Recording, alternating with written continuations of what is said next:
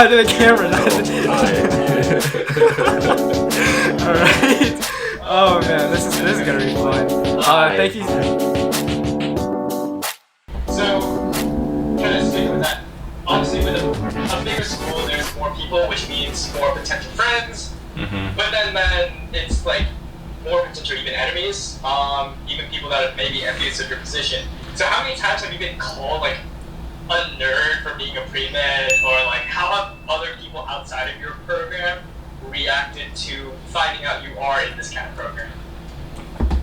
I think it's actually a lot better than you would expect. Like, here at Penn State, I think a lot of kids aren't like dicks like that, you know what I mean? Like that's sort of a, like, you gotta be like pretty much a dick to, like, if someone's like, oh, I'm pretty much like, you're a nerd, like, a nerd, like, you know what I mean? Like, like, Yeah. a lot of kids here are like, because there are so many different majors, right? Like, you'll be like, oh, I'm pre-med, and the kid will be like, oh, I'm just comm. It's like, and they'll be like, God damn, you're so smart. I'm like, all I said was I was pre-med. I could be failing out of pre-med right now, but Yeah. but they're like, I could never do like science, right? Like, you're so smart, blah blah blah. So that's really nice about that. In terms of the program, like, I only ever remember like one or two kids, like, you tell them, they're like, oh yeah, that program, yeah, I chose not to apply because, like, I thought, like, yeah, no, I just didn't want to do that type of thing.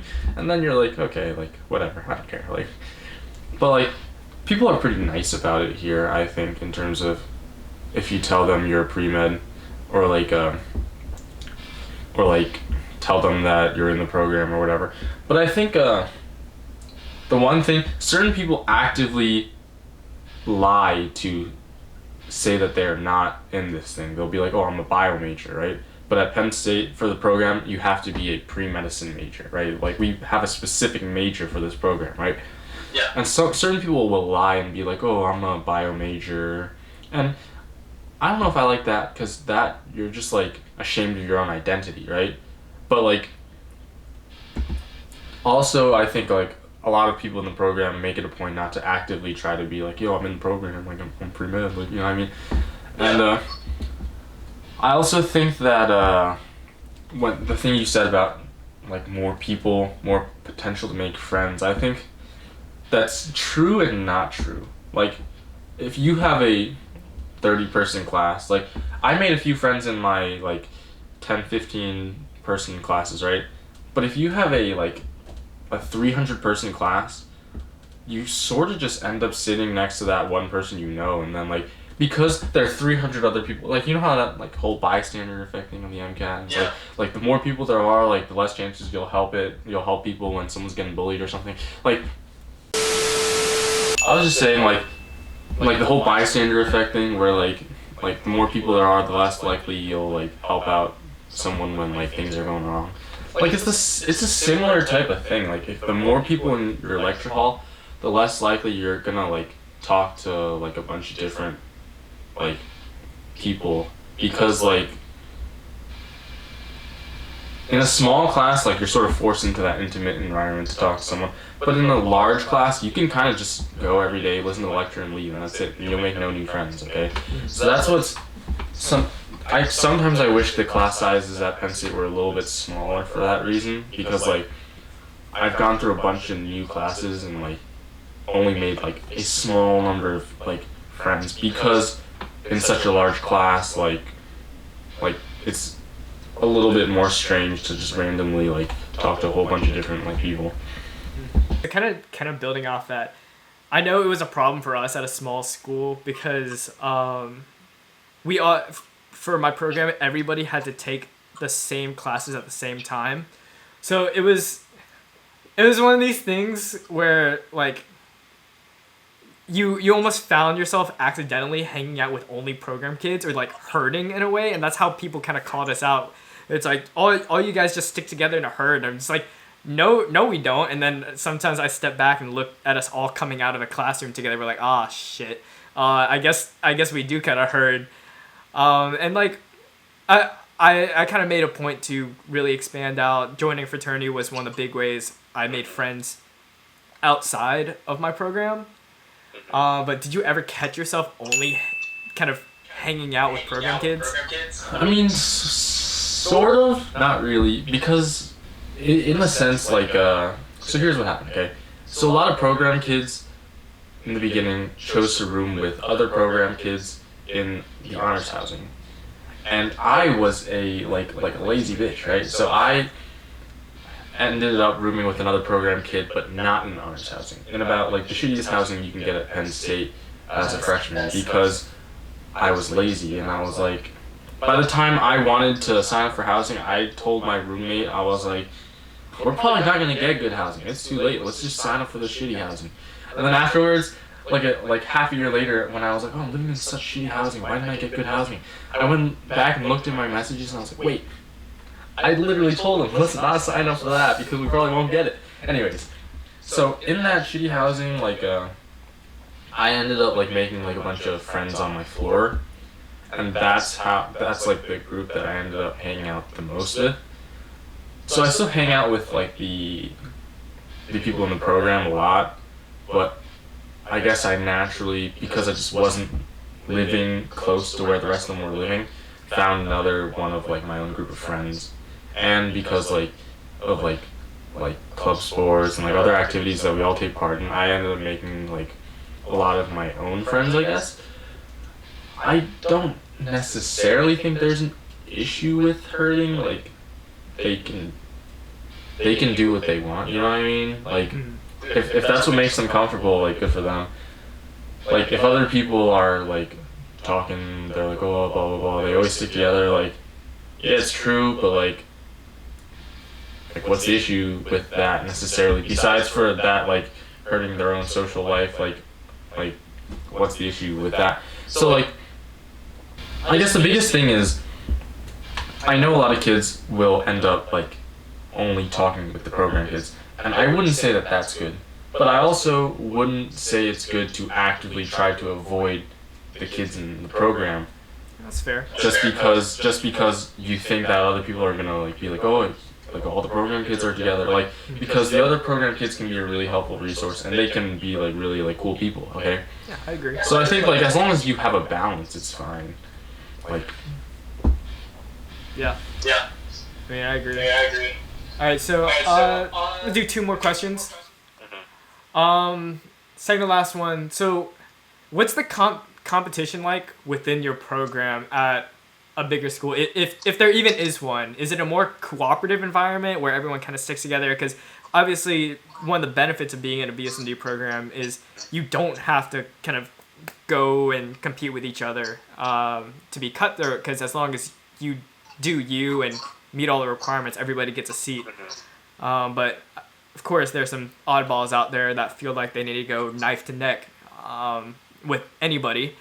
So kind of what's your experience like that, especially with the neurotic type A personalities that this program attracts? Sometimes it's not so much competition in academics. It's just that people will be so, even if they're not competitive in the program, they are just very type A type of people, so they don't end up getting along with other people, if that makes sense. Our program doesn't have that much competition. It could be very cooperative. It's just that the type of people sometimes in it, even though they're not competing with you, you still feel like they're competing with you because they're just that type of person. They're the type of people that they'll go in the test and they'll be oh, I think I did so bad, oh, it was so hard, and then the next day, teacher would be there was only 196, and that person would be oh, I didn't get 100, I only got 196, and then you still got the highest grade in the class, shut the fuck up, there are people like that. It's not that competitive. There's a lot of cooperation within the program. I would say that personally, sometimes I am relatively competitive, but I'm also not how do I explain it? It's for personal reasons that I try to do well, but I won't try to put other people down, if that makes sense. Yeah. I'm not gonna say that there are certain people in the program that are just we want to have the best time possible in college, and I think that's good for them, and so they're not that competitive. They just go in class, do the work as fast as they can, and then try to live their life, which I respect, right? Yeah. And then there are other people that will try to like just like gun everything, like in class, like Yeah. teachers like any questions, are like, okay, 1, 2, 3, 4, like, and then but I think in general most people are like really cooperative. They try to help you out. I mean, I'm good to hear it's not like exactly hostile. Not that I expected it to be hostile. It's not that. No, it's actually like really cooperative. Alrighty. So okay, one more question. We'll end it with a fun one. How many times do you skip class? Be completely honest. You don't have to lie. I'm not lying. I only ever missed 2 classes, and that's because they were 8 a.m.s, and I like happened to sleep past them. Fair enough. I was late for lab once when I had an 8 a.m. and I got a 0 on quiz. It's not because I like chose to skip, you know what I mean? It's just because I woke up late because I'm not a morning person. No, I think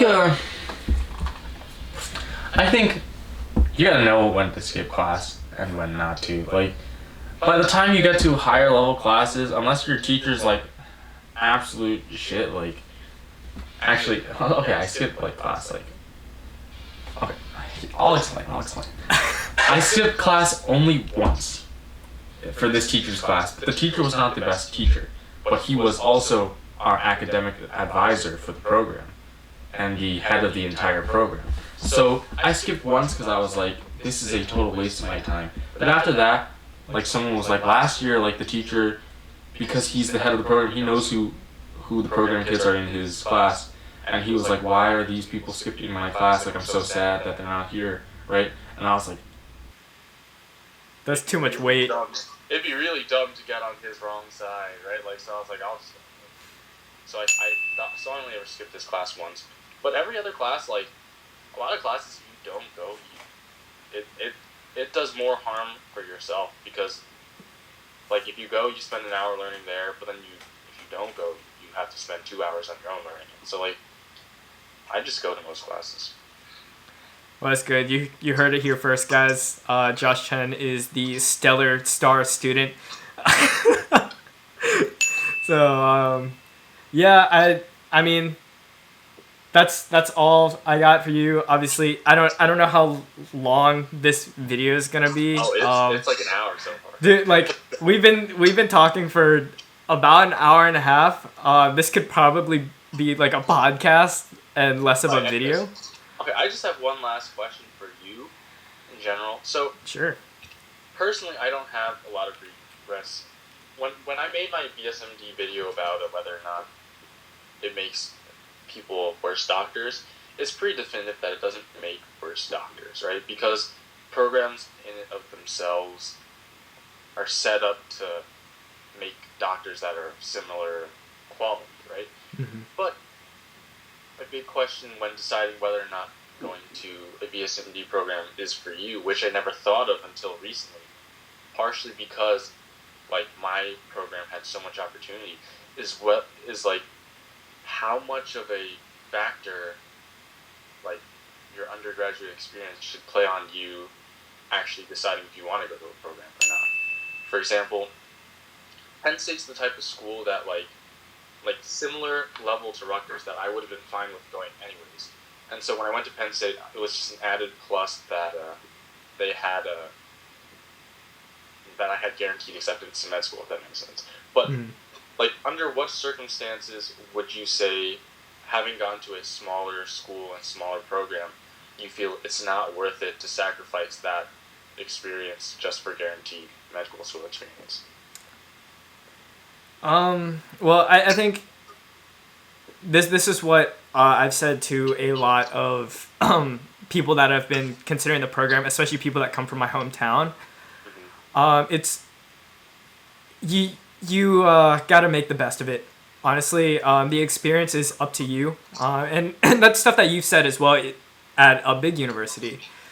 But I don't think it's kind of that delayed gratification sort of thing, where it's like if you want to go to the football games, if you want to have that big college experience, there's always the weekends.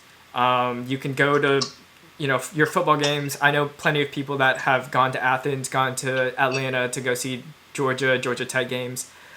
And like, if you want that experience, you can have it. And then even within the city, like, I still wanted somewhat of a typical college experience. So I joined a fraternity. I was a part of like the student government board. I still got involved in a pretty big college ministry. And those are things that aren't really unique to small school versus big school. And so I say this in a lot of my videos, and I'll say it again, like, I don't regret turning around from a big school and coming here. I think there's plenty of upsides to it, such as, a closer faculty relationship. You have a lot more opportunity to almost be a leader and a pioneer of the program, because you have the opportunity to step up in the position that you're in. And so I honestly don't think that the sacrifice of the surface level friends and social life and stuff is really worth turning down a program acceptance, especially if you know that medicine is what you want to do. So, in general, I had said my rule of thumb for myself was to go to a BSMD program, that you would be okay with going to their undergrad even if you weren't accepted into BSMD. Like, not that it would be your first choice, right? But like a school where like if in a year you were like, if you told yourself in the end of senior year that you were only going to this school, you wouldn't be like, okay, I have to jump off a bridge now, okay? Like so, but based on what you're saying, you would say, what I'm getting is that, like, that shouldn't necessarily be the criteria. Like, if you're able to delay your gratification, like, you'd say for certain students it's worth it going to a school that they even wouldn't be willing to go to if it weren't for BSMD. Honestly, I think if you turn it around this way, it's almost a plus for a lot of prospective BSMD programs, or people applying to those programs. We know the kind of people they are. Type A, really strong in high school, really kind of go-getter type personalities. And so going to a small school, they should almost take it as a challenge.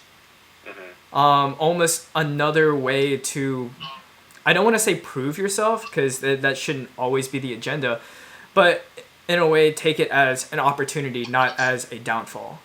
And especially a lot of the mature minds, obviously you're making a decision to commit the next 7 or 8 years of your life at 17, 18. You got to be pretty mature to make that decision. So I do think that shouldn't exactly be a criteria. Obviously, who am I to say I'm one person? You do you, but in my experience, and trust me, it was a very, very hard pill to swallow from like a pretty extroverted person coming out of high school to end up at this tiny school with no student life. But I made the best of it, and I still enjoyed it, and I've made plenty of friends that I will have for the rest of my life doing it. I don't think it's any different. I guess so. In the end, because a lot of times I get like questions about this, right? Like, not even just from people I know, like, there's like, from the internet, like, random people will be like, should I go to a BSMD program, blah, blah, blah. And, like, I like to say it's a case-by-case thing. I would lean towards yes, but I would like to say it really depends on who you are, right? But, and I guess that probably ends up as the best answer, like, biased towards yes, but, like, in the end, only you know if, like, you truly can't, like, swallow that pill, if that makes sense. Well, I think for me, the ultimate rule that I will always tell people is, it's not, like, the undergrad experience is very surface level. You got to dig deep and ask yourself, how committed are you to medicine? Because I've seen a lot of people, above me and below me that they leave the program halfway through because they realize they don't want to do medicine. But then you kind of wasted a year or two of time and energy, and like you got to transfer and basically start over. Yeah. And so I don't think the determinant of whether you should go into a BSMD program is the undergraduate experience. It should be, are you willing to commit right now your life to medicine? Yeah, I think, damn, there's just too much to... The more I think of it, like, yeah, there's no good answer to... There's no one answer to people that ask this. Because I have a friend that was willing to commit to medicine, like, in high school as well. Probably the smartest guy, like, I knew, okay? But he said, I would never go to a BSMD program. He's like, that's a complete waste of my potential. But that's a different way to look at it than someone who's, like, wondering if they should go to a BSMD program, but don't like the schools that offer BSMD programs, I guess.